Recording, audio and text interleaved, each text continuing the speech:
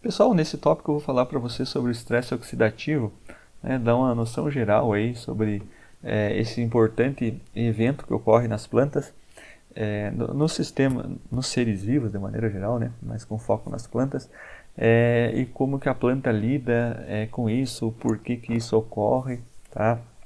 Em especial na videira. Tá? Então, o que a gente vai ver? As principais espécies reativas de oxigênio, os mecanismos de defesa disso, né? De como a planta se defende dessas moléculas, né, danosas para as células, né? Não totalmente danosas, né? Elas são benéficas, então a gente vai entender como é que isso ocorre e também como que a gente determina e quantifica o estresse oxidativo nas plantas. Tá? Então aqui tem as principais formas de reativos de oxigênio, tá? Então são os radicais livres, né? Então são formas reduzidas de oxigênio que são energeticamente mais reativas que o próprio oxigênio molecular. Então temos o ânion superóxido, né? O peróxido de hidrogênio, o radical hidroxilas e outros que são espécies reativas de oxigênio. E tem o oxigênio singleto também. Tá? Então, essas moléculas aí, essas espécies reativas de oxigênio, reactive oxygen species do inglês, ROS, ou EROS, né? Elas têm impacto, né, em várias etapas, várias estruturas, né, das células. Né? O cloroplasto, por exemplo, estão presentes aí lá na fotossíntese, né? Quando, por exemplo, a molécula de clorofila, quando recebe a energia solar, quando ela não consegue transferir ao centro de reação, ela vai reagir com oxigênio e vai formar uma espécie reativa de oxigênio que a planta tem que lidar com isso. Tá? Então, é no cloroplasto. Mitocôndria, membrana, peroxisoma apoplasto, retículo endoplasmático, parede celular, também são locais, né, de formação de diferentes espécies reativas de oxigênio. Então, toda planta vai estar tendo, né, a formação dessas espécies reativas de oxigênio. E o que elas causam? Dano. Dano aonde? Em lipídios, em proteínas e no DNA. Tá? Esses, então, são os efeitos maléficos das espécies reativas de oxigênio. Então, vão quebrar a cadeia de lipídio, né, vão aumentar a permeabilidade das membranas, né, aproximar a enzima do substrato, enfim, vão causar prejuízos quando se fala em membranas. Proteínas também, então, em vários locais, as proteínas, a espécie reativa de oxigênio serão danosas e também no DNA. Então, isso é altamente prejudicial para as plantas. Mas elas são sempre maléficas? E a resposta é não. Né? As espécies reativas de oxigênio elas são sinalizadoras, né, das plantas de condições de estresse bióticos e abióticos. Então, esses eventos aqui, fechamento estomático, gravitropismo, tolerância à deficiência de oxigênio, senescência, fortalecimento da parede, fotossíntese, enfim, vários aspectos da planta, elas são sinalizadas pelas espécies reativas de oxigênio. Mas aí vocês podem me perguntar, mas por que elas são danosas então? A diferença então está na capacidade dela lidar com a quantidade, né, da espécie reativa de oxigênio dentro da planta. Então isso está relacionado com o sistema antioxidante. Então tem um sistema, né, que trabalha para manter essas espécies reativas de oxigênio em níveis não danosos.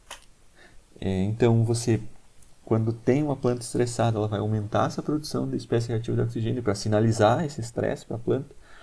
Só que essa quantia ela não pode ser tão alta ou não pode permanecer tanto tempo alta, porque vai causar dano nas membranas. E aí entra em cena o sistema antioxidante, que vai fazer a eliminação dessas espécies reativas de oxigênio. Tá? Então a diferença entre o efeito maléfico e benéfico vai depender da produção e da eliminação das espécies reativas de oxigênio pelo sistema antioxidante. Aqui tem um esquema, né, que eu retirei de um artigo aí que mostra esquematicamente como é que isso ocorre. Né? Lá na fotossíntese, a produção de espécies reativas de oxigênio vai ocorrer, como o exemplo que eu falei há pouco, no reconhecimento de patógenos, na percepção do estresse, na percepção hormonal. Então, tudo isso vai estimular a produção de espécies reativas de oxigênio. Tá? Essas espécies reativas de oxigênio, elas serão produzidas em um determinado momento, né? Aqui mostrando um gráfico, né, de avaliação, e a planta vai perceber isso, né? Vai perceber essa produção, a presença das espécies reativas de oxigênio, e isso naturalmente então vai ser uma resposta, né, a alguma coisa. Então a fotossíntese vai ser regulada. A planta, então, no caso de patógenos, ela pode ativar o sistema de defesa contra esse patógeno. Quando ela está sinalizando um estresse, a percepção desse estresse, então vai fazer com que a planta se defenda desse estresse, ative o mecanismo de defesa. E quando é relacionada a um hormônio vegetal, ela vai responder à presença desse hormônio. Até por aí tudo bem. Então, quando isso ocorre, né, então vai ter o desenvolvimento da planta e o crescimento, né? Quando isso não ocorre, né, bloqueia o crescimento e desenvolvimento da planta. Só que isso, né, tem que estar associado ao sistema de eliminação dessas espécies reativas de oxigênio. Então elas são produzidas, né, são percebidas pela planta e devem ser eliminadas. Tá? Então esse sistema aqui de eliminação, né, para travar a percepção, né, então travar a quantidade dessas espécies reativas de oxigênio. Então ela aumenta a produção, diminui, aumenta a produção, sinaliza, diminui, e assim vai. Ela tem que estar funcionando perfeitamente. Então a planta em condições ótimas, um estresse de determinada situação aí moderado, tranquilamente ela vai lidar com isso. Então o que a gente tem hoje, tem ferramentas de manejo, como inclusive a aplicação de fitorreguladores, né, aminoácidos, enfim, que ajudam, estimulam o sistema antioxidante. Então quando a planta está com estresse um pouco elevado, né, que ela não consegue naturalmente eliminar essas espécies reativas de oxigênio, que em grande quantidade, né, vão causar esses danos que eu comentei anteriormente, entra aí a aplicação de alguma ferramenta para reduzi-la, eu diria que artificialmente, né, ou induzir a planta a reduzir essa quantidade aí via aplicação de alguma coisa. Mas isso é assunto para outra aula, né?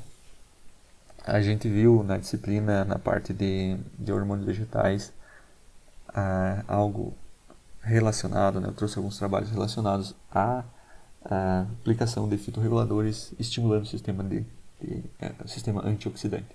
Tá? Enfim, então esse é o esquema, né, de sinalização, da importância delas na percepção de várias situações dentro da planta. E como que é esse sistema antioxidante? Ele é dividido em sistema enzimático e não enzimático.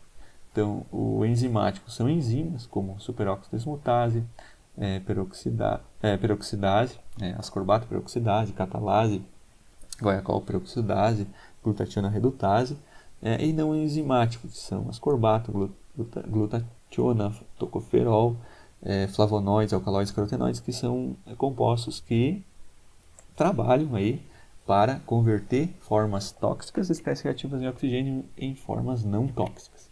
Por exemplo, a superóxido desmutase vai pegar esse ânion superóxido aqui, né, vai pegar 2 na verdade, mais 2 hidrogênio, vai formar peróxido de hidrogênio mais oxigênio. Esse peróxido de hidrogênio é um problema também, ele é uma espécie reativa de oxigênio. Aí entra em cena a enzima catalase, vai pegar 2 peróxido de hidrogênio, vai formar 2 águas e um oxigênio e acabou o problema aqui. Tá? Peroxidase trabalha também eliminando o peróxido de hidrogênio também. Tá? Aqui tem umas rotas, né, das espécies reativas de oxigênio e sua remoção nas plantas. Né? Então aqui o oxigênio molecular reagindo com elétron. Isso aqui, por exemplo, lá na fotossíntese pode formar um ânion superóxido. Esse ânion superóxido tem que ser pela superóxido desmutase transformado em peróxido de hidrogênio. Esse peróxido de hidrogênio transformado aí em espécies não danosas, né? Por reações aqui de Haber-Ray's, reação de Fenton. Então isso aqui já é bem mais aprofundado. O peróxido de hidrogênio, então, com a atuação de enzimas como catalase, por exemplo, vai ser transformado em água e acabou o problema da espécie reativa de oxigênio na planta. Como que se quantifica o estresse oxidativo?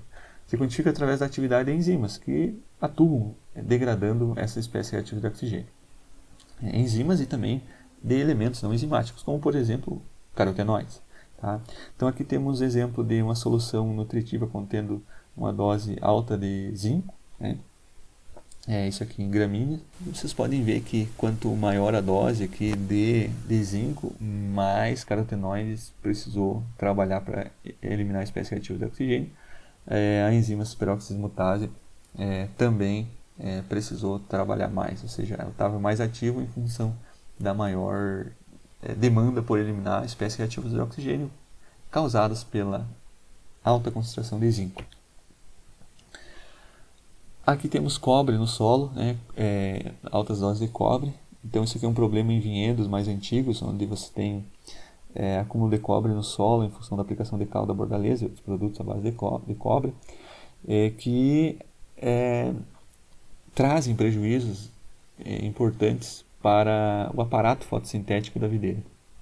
Então, o aumento do cobre aqui no solo, vocês podem observar nesses experimentos aqui, ele demanda ou ele ativa o sistema antioxidante. Acaba tendo então mais peróxido de hidrogênio à medida que aumenta a quantidade de cobre no solo.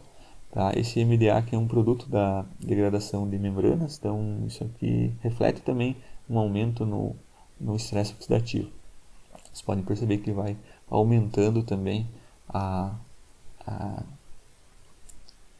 presença desse elemento, conforme aumenta a dose de cobre. Então são alguns aspectos aí que eu abordei do estresse oxidativo, para vocês terem essa noção quando estiverem sendo demandados com relação a aplicação de algum produto, por exemplo, algo mais técnico, para evitar estresse oxidativo. Então vocês têm que ter essa base para saber com o que estão lidando, né? O que é um produto que pode reduzir o estresse oxidativo, né? Como é que ele atua. Então é importante vocês terem essas noções aí para saberem manejar a planta de forma adequada.